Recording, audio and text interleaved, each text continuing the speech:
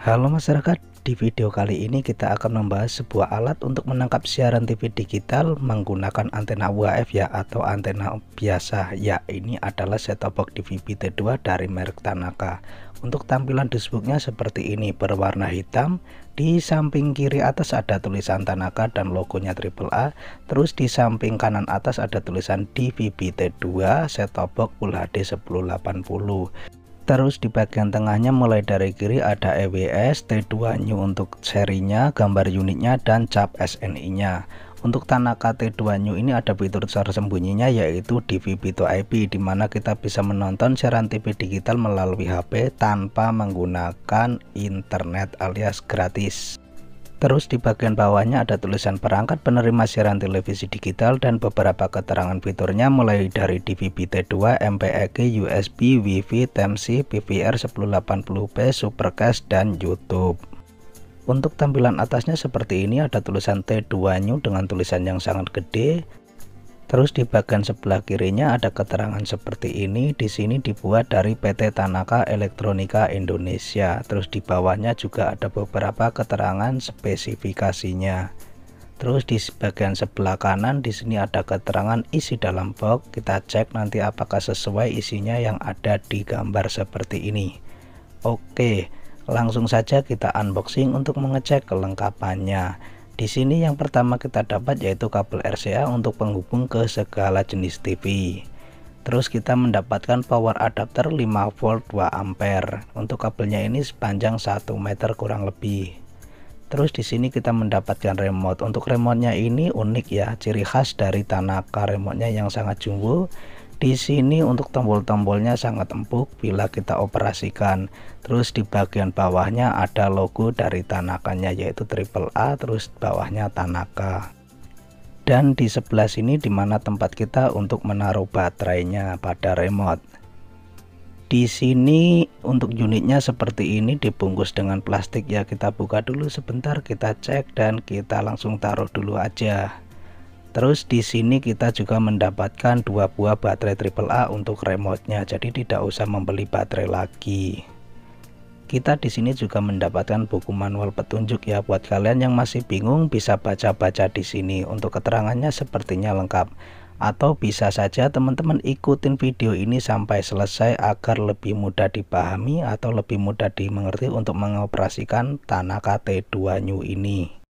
Di sini kita juga mendapatkan kartu garansi. Untuk masa aktif kartu garansinya ini selama 1 tahun.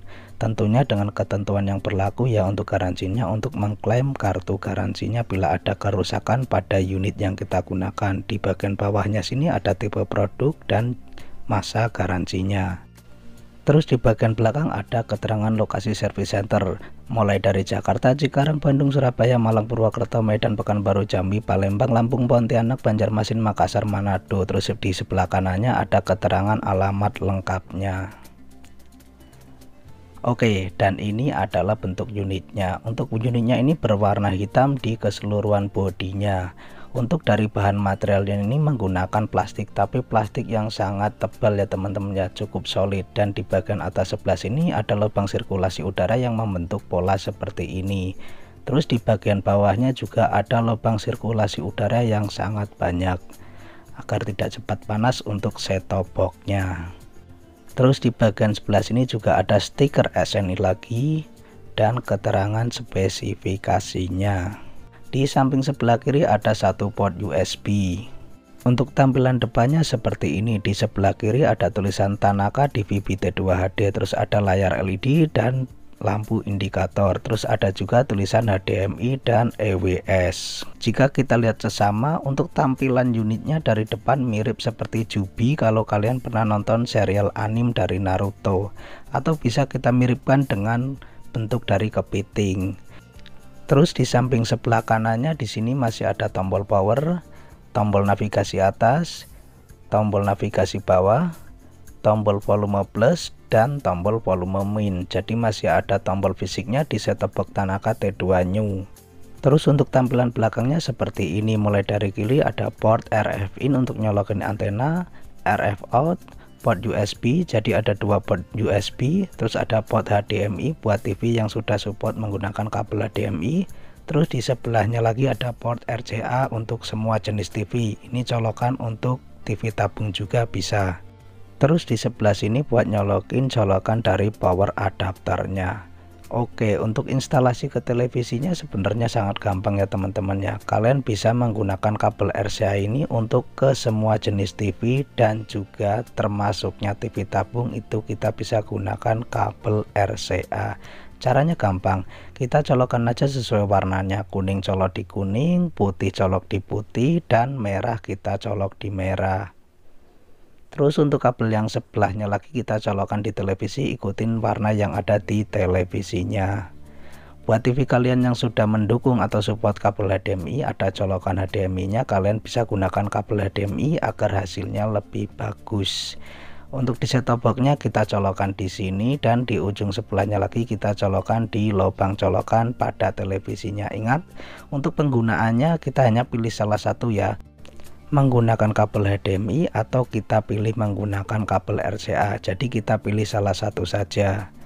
Terus untuk power adapternya di bagian kepalanya sini kita colokan ke colokan listrik, dan di sebelah sini kita colokan ke set top box-nya di bagian sebelah kanan sini ya, paling pojok kanan. Kita tinggal colokan saja. Terus untuk kabel antena kalian jangan sampai salah pasang. Untuk kabel antenanya bukan dicolokkan di televisi, tapi kita langsung colokan ke set top box-nya di bagian RF in yang ada di paling kiri, di pinggir paling kiri sebelah sini. Oke, untuk tampilan instalasinya seperti ini. Di sini kabel antena, terus kabel RCA kalau menggunakan kabel RCA, terus di sebelahnya lagi yaitu power adapternya. Di sebelah sini untuk power adapternya. Oke, langkah selanjutnya kalian atur dulu televisinya. Jika set top box-nya tidak muncul ke layar televisi, klik input pada remote televisi. Jika kalian menggunakan kabel HDMI pada set top box-nya, pilih HDMI. Jika kalian menggunakan kabel RCA, pilih AV. Khusus untuk TV tabung biasanya pada remote-nya itu sudah ada tulisan AV pada tombol menu remote-nya. Kalian tinggal pilih saja AV1 atau AV2 untuk TV tabung. Terus setelah itu kita harus setting-setting dulu saat pertama kali menghidupkan set top box-nya. Kita setting menggunakan remote set top box-nya ya teman-teman ya, bukan remote televisi untuk settingnya. Kalian bisa ikuti langkah-langkah berikut. Untuk bahasa OSD di sini pilih Indonesia, negara Indonesia. FTA only kita pilih semua. Mode pencarian di VBT2, daya antena bisa pilih off atau on. Kalau antena kalian tidak mendukung biasanya akan muncul antena sirkuit pendek, kalian pilih off saja. Kalau antena kalian mendukung kalian bisa klik on. Terus setelah itu kita geser ke bawah lagi. Di bagian pencarian saluran kita lewatin dulu, kode pos kita isi. Untuk kode pos ini masukkan kode pos di mana tempat kalian tinggal masing-masing ya. Untuk lokasi saya Jakarta Barat 11270, kemudian klik OK. Setelah itu kita geser ke atas ke pencarian saluran. Untuk tambahan informasi, kalau kalian ingin mendapatkan siaran TV digital dengan hasil maksimal, saya sarankan menggunakan antena outdoor atau antena luar. Contohnya seperti antena yang saya gunakan yaitu antena Intraseus agar hasilnya lebih maksimal. Kita lihat saja menggunakan antena Intraseus ini sampai akhir mendapatkan berapa siaran TV digital untuk lokasi Jakarta Barat. Di sini kita mendapatkan 54 saluran TV digital. Oke, langsung saja kita tes ke bagian RTV. Setelah itu untuk cek informasinya, klik info pada remote di tombol sebelah sini, tombol info. Nanti akan muncul bar informasi seperti ini tentang signal indikatornya. Untuk RTV di sini lancar. Sekarang kita pindah channel lagi. Untuk Net TV di sini juga lancar. Untuk TVRI DKI juga lancar. Untuk Trans TV juga lancar. Untuk Trans 7 di sini juga lancar. Untuk Antv di sini juga lancar. Untuk TV One di sini juga lancar. Untuk RCTI di sini juga lancar. Untuk Indosiar di sini juga lancar. Oke, sekarang kita tes untuk perpindahan channel ke channel menggunakan tombol navigasi atas dan bawah. Apakah lama, apakah standar? Kalau masih dalam jangkauan 2 detik, saya rasa itu masih wajar. Kalau lebih dari 3 detik, itu tidak normal.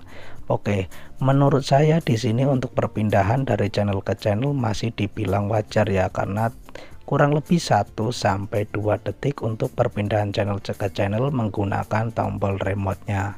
Oke, untuk membuka menunya kalian klik tombol menu pada remote. Tampilan menunya seperti ini. Kita cek satu persatu mulai dari program. Di sini untuk program ada edit saluran.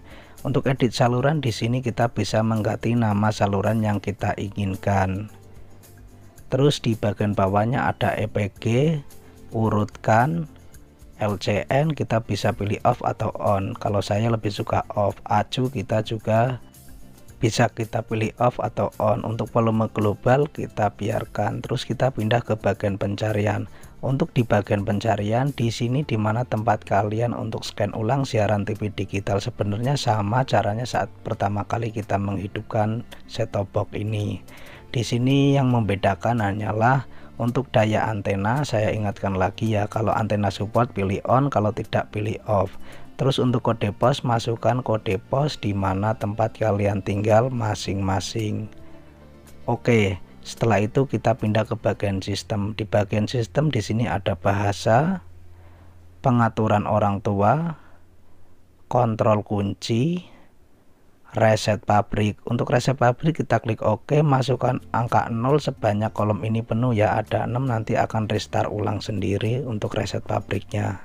Terus di bagian bawahnya ada kontrol daya, kita biarkan, pengaturan waktu, tidur, pengaturan timer, power on garis miring off, audio digital, deskripsi audio bisa pilih off atau on, pilih off saja untuk saya pribadi. Terus di bawahnya lagi ada rasio aspek. Untuk rasio aspek ini bisa pilih auto. Terus di bagian resolusi, untuk resolusi buat kalian yang menggunakan kabel RCA maksimalin saja sampai 720p, jangan lebih. Kalau menggunakan kabel HDMI bebas sampai 1080i atau 1080p. Terus di bagian bawahnya lagi ada format TV, kita biarkan saja. Terus di bagian bawahnya lagi ada pengaturan channel, ini kita juga biarkan saja. Terus di bagian bawahnya lagi ada pengaturan OSD. Kalau kita klik pengaturan OSD ini untuk pengaturan terang gelapnya dari televisi kita menggunakan set-top box-nya ya, pengaturan di set-top box-nya tentang transparansi menu, intensitas cahaya dan lain-lain. Oke, kita klik exit untuk kembali. Terus di bawahnya lagi ada pengaturan DVB to IP, nanti kita juga tutorialkan cara penggunaannya. Terus di bawahnya lagi ada pengaturan panel. Pengaturan panel ini untuk mengatur panel layar LED di set-top box-nya. Contohnya di sini LED brightness untuk mengatur terang gelapnya dari layar LED set-top box-nya. Low redup, terus kalau high paling terang dan middle itu tengah. Terus bagian LED display di sini kita bisa atur untuk CH0 untuk menunjukkan CH atau channel berapa. Terus kita juga bisa pilih jam. Jadi saat kita matikan nanti akan menjadi jam untuk panel layar LED-nya pada set-top box Tanaka T2 New. Oke, sekarang kita klik exit untuk kembali, klik exit lagi. Terus kita ke bagian USB. Di bagian USB ada media center untuk membaca file yang kita simpan di flash disk. Untuk media PVR dan manajemen PVR kita biarkan karena saya juga jarang pakai. Untuk YouTube, IPTV, cuaca itu kita harus terhubung ke internet dulu untuk membukanya melalui dongle WiFi. Terus kita cek di bagian APP. Di bagian APP sebenarnya sama untuk tampilan luar, ini tentang fitur internetnya, ada video, TikTok, WTV, IPTV, MeTube, YouTube dan lain-lainnya. Di sini juga masih ada fitur Supercast yang setelah saya gunakan ternyata ini itu adalah fitur DLNA. Oke, sekarang kita pindah ke MeTube, kita skip dulu karena harus terhubung ke internet. Kita ke bagian WiFi, dimana di sini untuk setting dongle WiFi kalian. Kalau kalian ingin menggunakan dongle WiFi, terus kita pindah ke bagian meningkatkan. Di sini kita bisa software upgrade menggunakan USB atau flash disk. Kita juga bisa menggunakan upgrade via internet. Oke, sekarang kita ke bagian informasi. Untuk di bagian informasi di sini detail lengkap ya teman-teman ya. Dari brand Tanaka, model Tanaka DVB T2 New, software versi perangkat lunak DVB T2 versi 2.7, hardware info 4 MB flash dan 64 DDR RAM. Terus waktu membangun tahun 2022 bulan 6 tanggal 2, termasuknya software belum lama ya, masih terbaru. Terus untuk Wi-Fi tipe T-76. Sayangnya untuk jenis chipsetnya di sini tidak ada keterangannya ya teman-teman ya. Untuk terhubung ke internet kita melalui dongle WiFi pada set-top box ke WiFi ataupun hotspot HP. Oke, di sini kita sudah memasang dongle WiFi-nya. Sekarang saatnya kita tes ke bagian fitur internetnya. Sebenarnya bisa di menu awal di sini atau kita bisa langsung ke bagian app. Kita coba dulu langsung ke bagian video.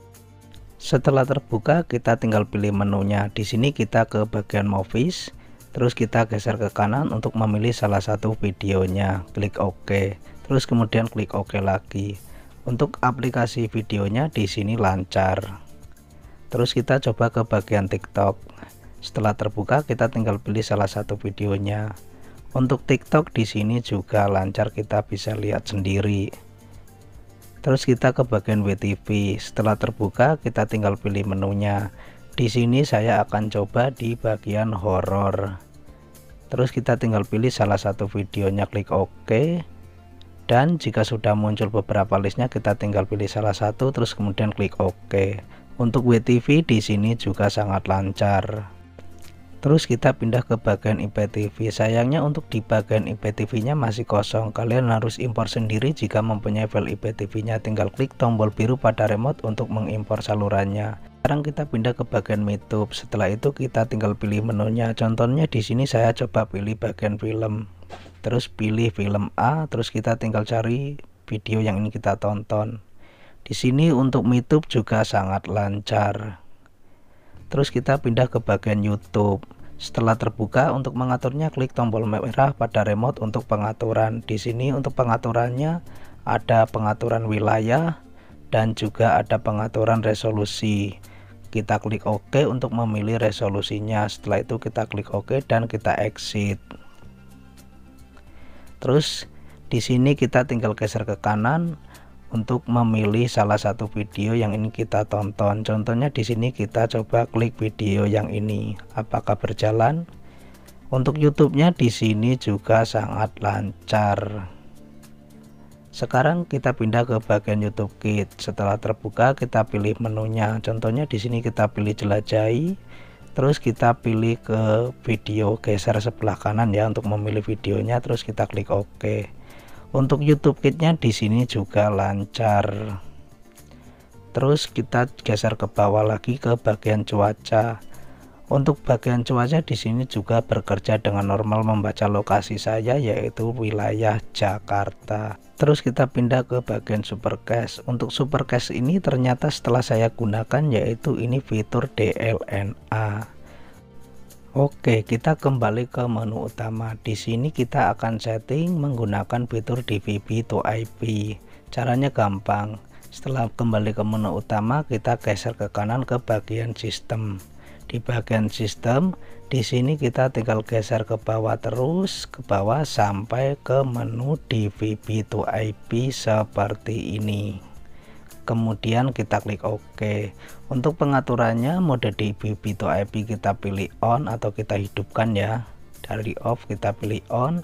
Terus untuk operasi yang bertentangan kita pilih enable. Terus untuk prioritas DVB to IP sebenarnya kita bisa pilih-pilih ya, tapi saya di sini pilih high aja agar gambarnya jernih. Terus untuk kontrol klien di sini kita pilih independent. Nah, seperti ini. Terus kemudian kita klik OK pada bagian simpan. Kita tunggu beberapa saat, setelah itu kita klik exit. Oke, jika sudah, sekarang ambil HP kalian dan download aplikasi Applecast yang seperti ini di Play Store. Tunggu hingga terbuka, hingga nanti IP dari set-top box Tanaka T2 New terbaca, kita klik sampai tercentang. Juga sudah tercentang, kita ke bagian video cache. Setelah itu kita pilih satu IP. Setelah itu kita pilih ke bagian TV. Nanti akan muncul banyak list TV seperti ini. Untuk menonton TV yang ada di HP yang sudah terhubung ke set-top box Tanaka T2 New tanpa menggunakan internet pun kita bisa. Jadi tidak usah khawatir kejebolan kuota kehabisan. Kita di sini pilih Indosiar, kemudian kita klik OK. Di sini Indosiar berjalan dengan normal tanpa kuota internet. Terus di sini kita bisa memilih juga dua TV sekaligus yang masih dalam satu MUX. Contohnya untuk RCTI di bagian televisinya, terus di bagian HP-nya kita pilih GTV. Di sini untuk DVB-to-IP dari Tanaka T2 New sangat lancar. Oke, jadi kesimpulannya untuk set-top box Tanaka T2 New ini bisa kalian pertimbangkan saat kalian ingin membeli set-top box DVB T2. Biarpun harganya sekarang sudah pada naik, tapi tidak cuma dari Tanaka, semua merek harganya naik. Untuk review dari saya pribadi, penggunaan selama 3 hari itu kurang lebih pemakaiannya perharinya 8-10 jam. Dari suhu set-top box-nya itu tidak terlalu panas ya teman-teman, anget umum sama seperti set-top box pada umumnya. Yap, sampai di sini dulu video pembahasan tentang set-top box DVB T2 dari Tanaka T2 New ini. Mudah-mudahan video ini bermanfaat buat kalian semua ya, dan semoga saja videonya gampang dimengerti untuk semua kalangan. Like jika suka dengan video ini, dan dislike aja buat yang nggak suka, atau ada pertanyaan yang mau ditanyakan silahkan tulis di kolom komentar. Terima kasih dan kita ketemu lagi di video berikutnya.